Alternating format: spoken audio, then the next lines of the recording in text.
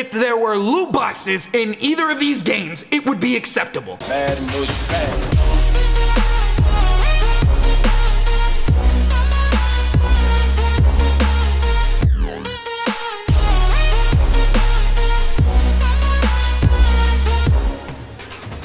What's going on, guys? Your boy Jay is here, so I'm gonna try to make this as quick, as concise, and as sweet as possible. Now, I decided to not even set up the screen today so you guys get to see the disgusting background again. It's been a minute. So, what I wanted to talk about today was Star Wars Battlefront 2, and I know it's just all over the fucking place, man. So, check this out, guys. If you didn't know the situation at all, what's going on with Star Wars. First of all, the game looks great. The game is dope. I got a chance to play the beta. The game was fun. It was awesome. It was the gameplay was great. Here is the problem. The motherfucking loot boxes. Okay, so your boy has decided to dive deep into looking into this controversy, excuse me. And in order to unlock some of the most premium characters, like iconic characters, okay, you had to have played the game for an estimated 40 hours. Okay, I'm not gonna give you the big, like, long fucking this is what happened on Reddit type shit. I'm gonna explain to you why this is an issue.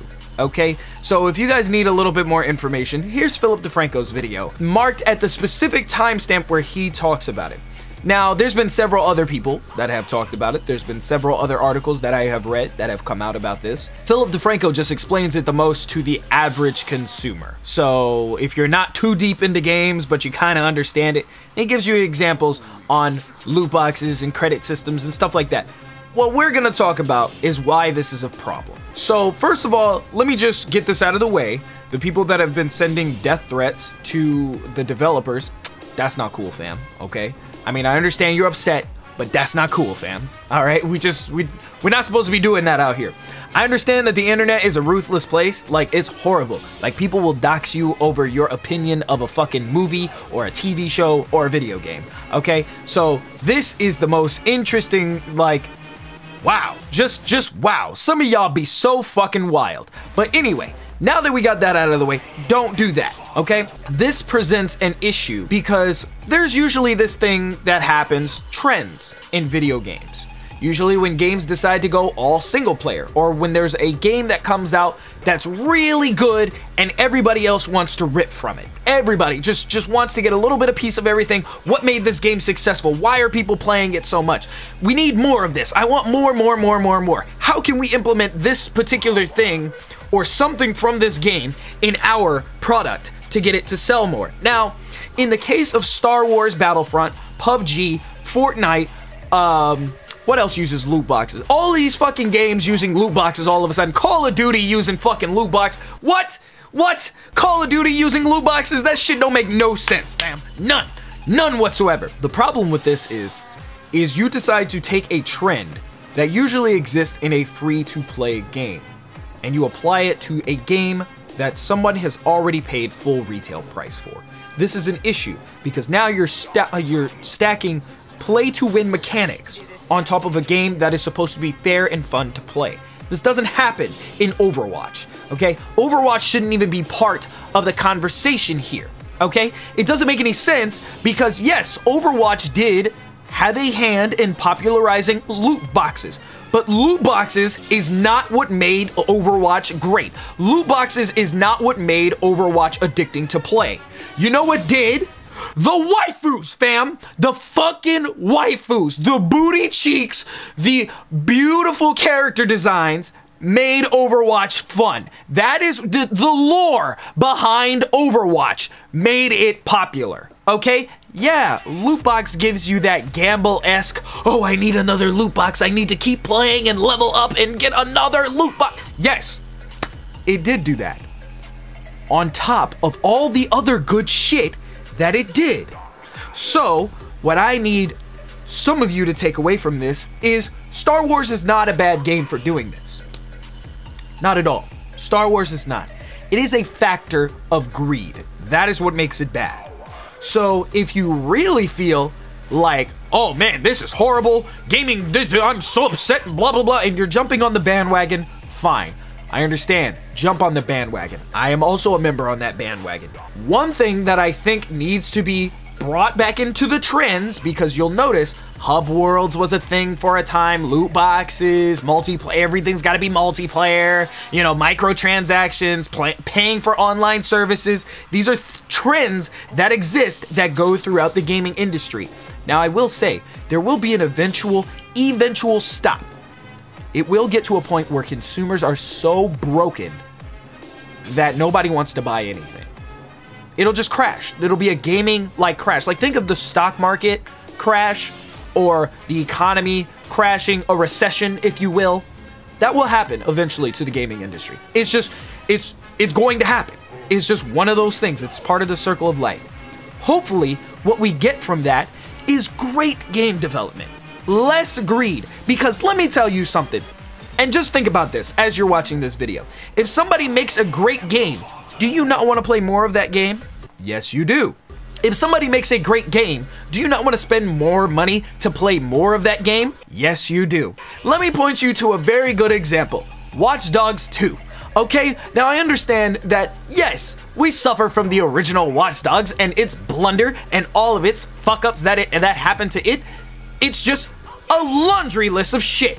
But when Watch Dogs 2 stepped up on the scene, let me tell you how this was probably one of Ubisoft's, like, saving graces right here. Because Ubisoft has been really been, like, putting nails at each toe and hammering nails into their toes. Now, another example I'll provide you is Assassin's Creed Origins. Now, Assassin's Creed Origins, I know a lot of people don't like a lot of stuff Ubisoft, but let me tell you, I'm a huge fan of their IPs, their products. But I'm not a huge fan of when they do fuck shit. But I'm an even bigger fan when they do great shit. So, Assassin's Creed Origins is one of those things. Now, if you've had the chance to play Assassin's Creed Origins or Watch Dogs 2, you have understood that, wow, this is a great game. This is different. I would like more of this. If there were loot boxes in either of these games, it would be acceptable. Because they bring great things to the table and then you add on top of it. Much like how expansion packs were in the early 2000s of gaming, when we really were like getting expansions and DLC content and things like that, where they would send you disc or there would be extra things included in the package so you can unlock more of the game, okay? That was classic game, okay? So if you enjoyed the game and you beat it, there's more game left on another disc. Or we can send you an expansion pack when you buy it. These are things that were extras. Once the game came out, the game was great. We want more. Consumers buy more. So really, the trick is, if you make great games, people will spend money. How do you not understand this? This is the problem, is if this game succeeds and people continuously buy money, or YouTubers continue to funnel their like efforts into making a game popular because they have these large communities and things like that, this game will succeed. And that will send a win, a check mark in the box of what else can we fuck consumers on to EA and DICE, okay? So we don't want that. We don't exactly want people in the gaming industry to fail either, because then they won't make more games. They'll just make more expensive shit, and that's the problem. So if you really want to boycott Star Wars, you will not buy it. You won't say the game is shit, but you will not buy it. That's pretty much the only solution I came up with. Because really, when you're dealing with multi-million-dollar companies, they don't hear, just because you downvote them on Reddit 831,000 times, which is fucking phenomenal, by the way, good job gaming community. Just because you downvote a bunch of fucking shit does not mean that they will necessarily just suddenly decide to fix things. Now, yes, the sudden 60 credits to 10,000 credits per character change, that was great. That's a great start. But in the eyes of I'm a big developer or I'm a big time publisher, let me just do some fuck shit real quick that takes zero effort on my part whatsoever to make a few fans happy. Maybe this will change everybody's opinion, and they'll want to buy our game. That's not how you learn lessons, fam. We not gonna buy your game. If you're missing millions of copies, and like 7 million people decide to not buy your game now, That is what affects wallets. That is what affects paychecks. That is what affects communities. So if everybody decides that the only way we can teach EA a lesson, don't buy their fucking game. It's that fucking simple. Who knew? Who knew? Then, just like the first game, they will decide to make changes. Okay? Because once again, if you make a great game, say it with me, people will want to buy your shit. That is as simple as it gets. This has been your boy JustJaySama. I'm going to go ahead and get out of here because I have shit to do. Make sure to click like on this video if you enjoyed it. Let me know your thoughts on Star Wars Battlefront 2 down in the comments. Are you still buying it? Is this still something you want to invest in? Are you a PC player who's going to get it on a Grey Key site 3 months after the game comes out and they have some type of discount or something? Let me know your thoughts down below.